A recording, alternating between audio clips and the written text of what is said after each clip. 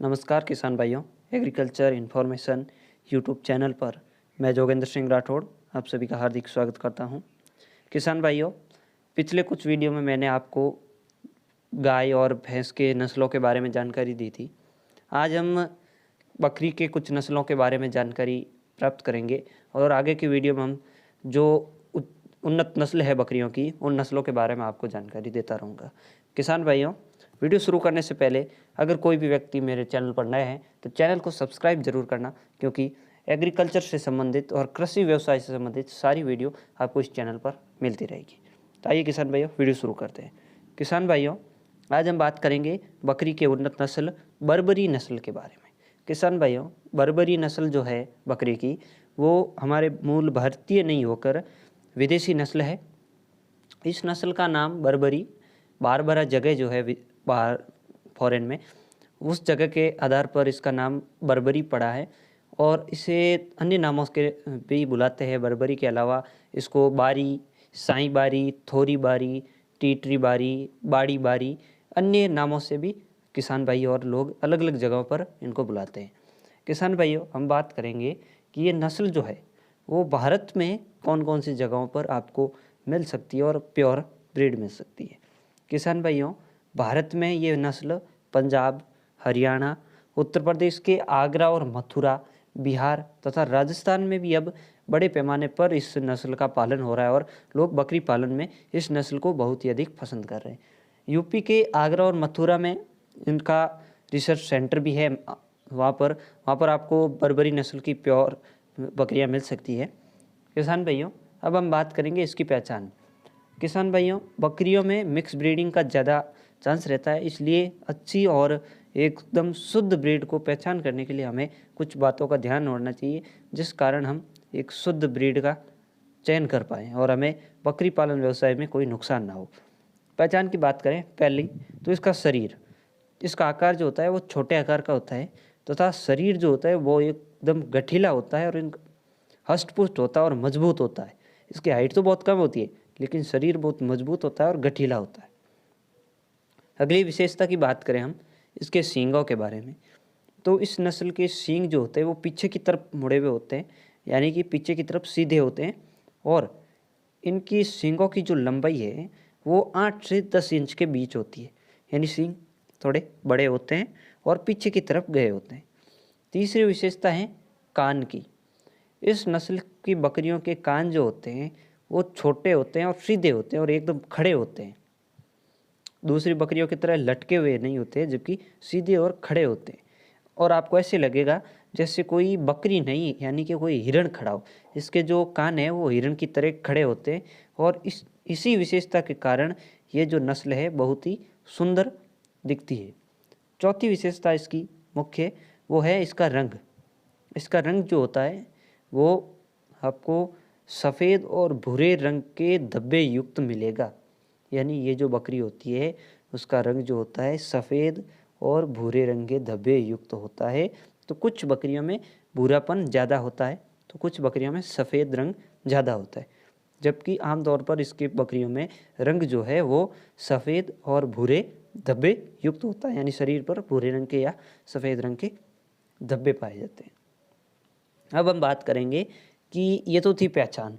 अब हम बात करेंगे कि किसान भाइयों को अगर बर्बरी नस्ल का पालन करें तो उन किसान भाइयों को क्या फ़ायदा होगा या उस व्यक्ति को क्या फ़ायदा होगा जो बर्बरी नस्ल को पालन करता हो।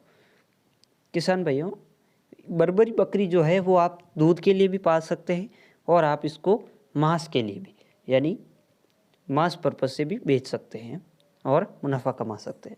तो हम उन फ़ायदों की बात करेंगे। पहली विशेषता है, गुण जो है इसका, फ़ायदा है इसको रखने का, वो है कम उम्र में गाभिन हो जाती है। ये जो बर्बरी नस्ल की बकरी होती है वो बहुत ही छोटी उम्र में ही गाभिन हो जाती है और अन्य बकरियां जो होती है वो गाभिन होने में थोड़ा इससे ज़्यादा समय लेती है। इसकी गाभिन होने की जो उम्र है वो है 9 से 10 महीने। जब ये बकरी 9 से 10 महीने की हो जाती है तब ये गाभिन हो जाती है तथा बच्चा देने के उपयुक्त हो जाती है। दूसरी, इस बकरी को सिटी गोट, यानी एक इसको अलग नाम दिया हुआ है लोगों का, सिटी गोट। क्यों? क्योंकि ये जो बकरी है वो शहरों के लिए भी उपयुक्त है। जो लोग शहरों में रहते हैं, जिनके पास बकरियों को रखने की ज़्यादा जगह नहीं होती है और घर के लिए अगर बकरी रखना चाहते हैं तो उनके लिए ये बकरी सबसे उपयुक्त है, क्योंकि छोटा आकार होने के कारण इस बकरी को बहुत ही कम जगह आवश्यकता होती है और कम जगह में ये काफ़ी बकरियां आप आसानी से रख सकते हैं और इनको पाल सकते हैं। इसलिए इसको सिटी गॉट नाम से दिया गया ताकि क्योंकि ये शहरों के लिए भी जो है बहुत ही उपयुक्त है। अब अगला गुण जो है वो है स्टॉल फीडिंग, यानी इस बकरी को आप फ्री रेंजिंग में चराने की कोई आवश्यकता नहीं है। आप इसको फार्म पर ही या अपने घर पर ही रख सकते हैं, बांध कर रख सकते हैं, बांध कर भी इसको पाला जा सकता है और इसको वहीं पर उसका चारा पानी का प्रबंध किया जा सकता है। इसको ना तो ज़्यादा घूमने की ज़रूरत होती है और ना ही ये इसको आपको फ्री रेंज में चराने की कोई आवश्यकता होती है। इसलिए स्टॉल फीडिंग के लिए सबसे उपयुक्त नस्ल है।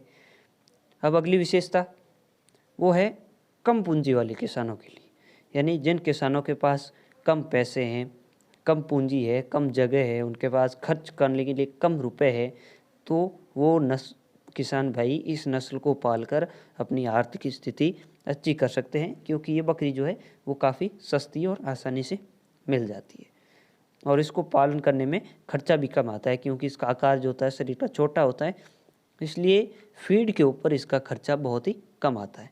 अगली विशेषता वातावरण के अनुकूल होती है। ये बकरी जो है वो आप किसी भी वातावरण में इसको पाल सकते हैं, रख सकते हैं। ये सभी तरह के वातावरण को एडजस्ट कर लेती है और अपने अनुकूल ढाल लेती है। अब हम बात करेंगे इसका उत्पादन के बारे में, यानी इसके दूध का उत्पादन कितना होता है, मांस का उत्पादन कितना होता है। दूध की बात करें तो प्रतिदिन ये बकरी 1.5 से 2 किलो दूध एक दिन में उत्पादित करती है।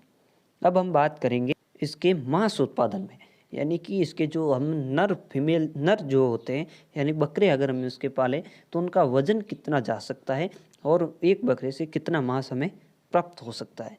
तो किसान भाइयों, इस नस्ल के एक वयस्क बकरे के, यानी अच्छी अगर साल भर का अगर बकरा है तो वो 35 से 40 किलो वेट आसानी से बना लेता है। यानी इसके एक बकरे का जो वेट है, इसका बकरी और बकरे का, वो 35 से 40 किलोग्राम आसानी से हो जाता है। किसान भाइयों, बर्बरी नस्ल के बारे में दी गई जानकारी अगर आप लोगों को पसंद आई हो तो वीडियो को लाइक करें, चैनल को सब्सक्राइब करना ना भूलें तथा अधिक से अधिक इस वीडियो को शेयर करें, जिससे अन्य किसानों को भी इसका फ़ायदा मिल सके। अंत में जय हिंद, जय जवान, जय किसान।